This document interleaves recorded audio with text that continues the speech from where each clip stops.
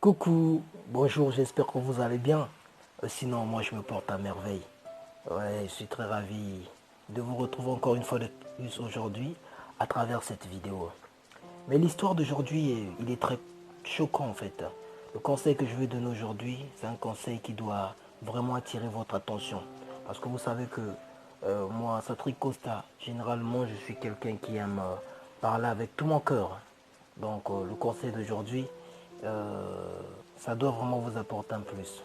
Vous savez, dans la vie, c'est vrai que tous, on souhaite avoir un peu.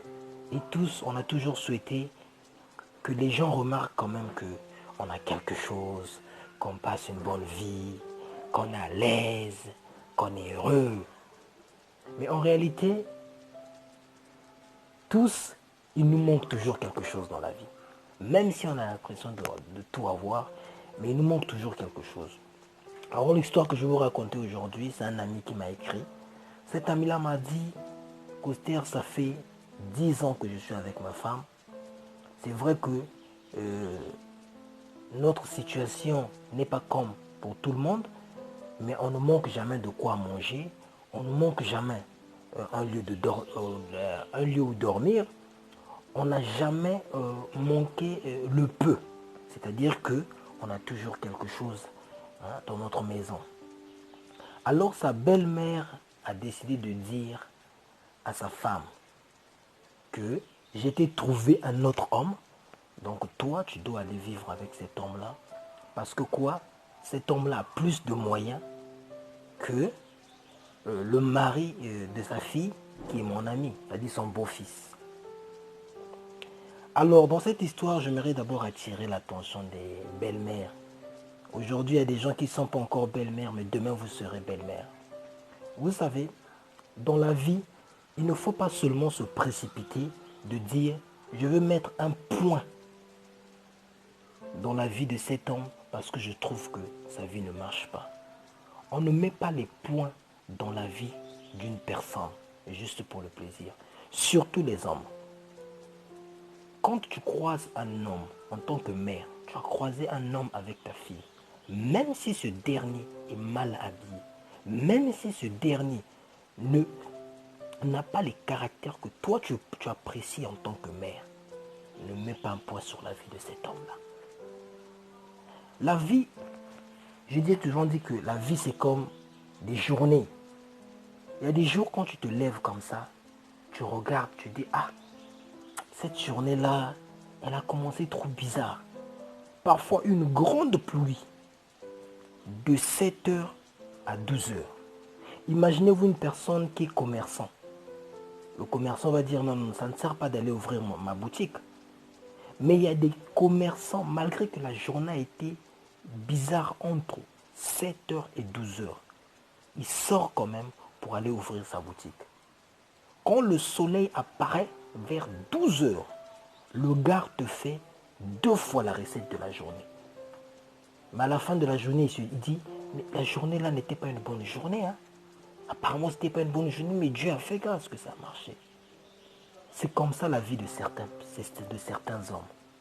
Tu te dis, le jeune là avec ma fille, ça ne peut pas marcher. Le jeune là avec ma fille, ça ne peut pas marcher. Comment est-ce que tu es en train de suivre un jeune avare, un jeune qui n'a rien, un jeune qui peut t'apporter rien? Maman, est-ce que tu connais la vie de ce jeune homme-là? Est-ce que tu connais ce que Dieu a prévu pour lui pour demain? C'est vrai, il y a des hommes aussi, dès l'enfance, tu rends compte que celui-là, même si on peut lui donner 1000 chances, ça ne va pas aller, c'est vrai.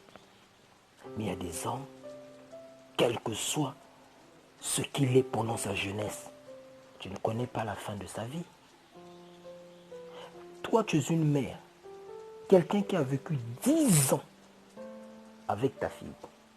Tu décides de dire, je veux prendre ma fille, je veux l'enlever dans ce foyer, je veux aller le mettre dans notre foyer. Mais l'homme que tu es en train d'aller le mettre là, est-ce que tu connais son état d'esprit? Est-ce que tu connais son état d'âme? Il y a des hommes qui peuvent venir te donner de l'argent en tant que mère. Ils viennent te donner de l'argent, ils viennent te donner de l'argent, ils viennent te donner de l'argent, ils viennent te donner de l'argent. Mais demain, ta fille est dans le foyer, ta fille souffre. Peut-être que c'est un magicien. Dans 2 matins, ta fille est morte. Et il va te rester que des petits-fils. Combien de belles-mères, combien de mémés, on peut dire, de mamans, qui sont restées avec les enfants de leur fille. C'est à cause de ces choses-là.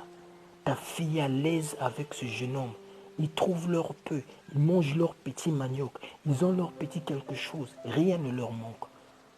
Toi, parce que ton mari était riche, tu veux que forcément que ta fille aussi soit et un mari riche. Mais maman, vous n'êtes pas nés le même jour. Chacun de vous, c'est ta fille, mais chacun de vous a eu sa date de naissance. Chacun de vous a eu sa journée de naissance. L'homme que tu l'envoies, comme j'ai dit au départ, peut-être que c'est un magicien, peut-être que c'est un sorcier. Il y a même des hommes bizarres que tu es parti donner ta fille, non seulement qu'il te tue la fille, il te tue les enfants, tu deviens une vieille mère malheureuse, s'il faut dire.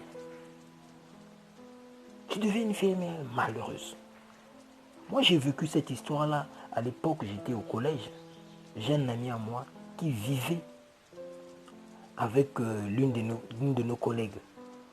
Et quand nous sommes arrivés à l'université, la maman de notre collègue là,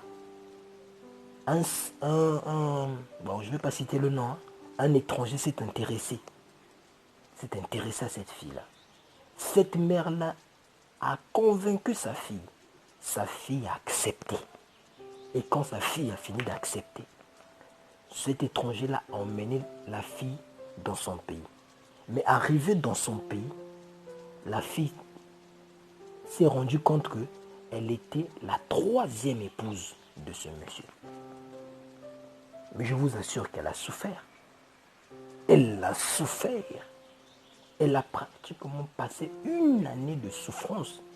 Et cette dernière a pédé toutefois sa mère pour dire à sa mère, si tu ne fais pas le tout possible que je sors de ce pays-là, je reviendrai au Congo dans un cercueil. Et sa mère a dépensé près de 1,5 million pour faire que sa fille revienne. Elle est revenue comment? Tout en sacrifiant l'un de ses enfants, le plus bébé. Parce que pendant qu'elle était dans le foyer avec le monsieur lui disait toujours, avant de sortir de la maison, il faudrait que tu laisses le plus petit de tes enfants et que tu sors. Parce que le monsieur savait que le bébé qui est en train de laiter un peu, une mère ne peut pas la laisser. Mais cette dernière était obligée de laisser son bébé qu'elle était en train de laiter pour fuir le pays et revenir dans son propre pays. Donc c'est pour vous dire que tout ce qui brille n'est pas de l'or. Mère, belle-mère, tout ce qui brille n'est pas de l'or.